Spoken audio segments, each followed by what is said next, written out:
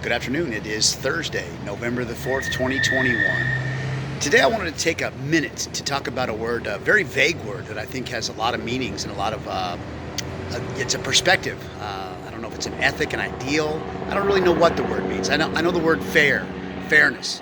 What exactly is fairness? I know that people work hard and they have more than others, and some people do nothing and they have nothing, or they're given something. Here in San Francisco, we go out of our way to see that people's needs are met.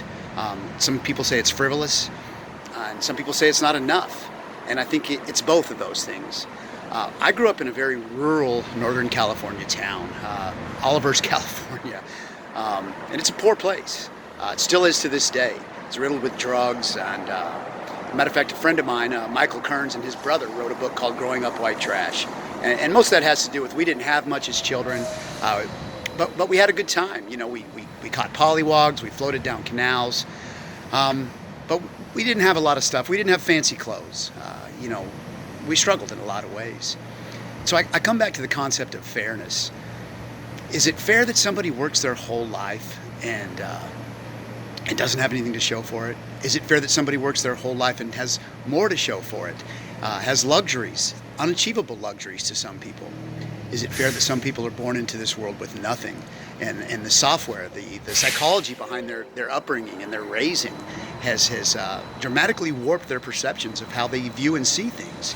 Is it fair that they don't have the money or the food or the housing or the shelter that everybody should be provided? So this word is very difficult for me to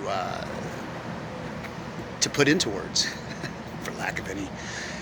What I'm trying to get at is that often I'll do more work than others, and then they'll want the same things that I expect. And I think, well, that's not fair. But I see other people that suffer greatly around the city of San Francisco. Going to the Tenderloin will break your heart.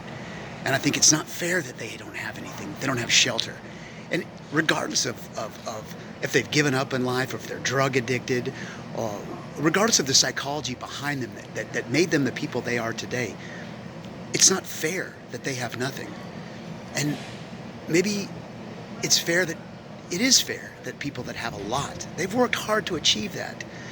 But I think we've got to define what fair is. I think we have to have a bare minimum for people. You know, we need to start somewhere. I mean, we're born into this world, especially here in America.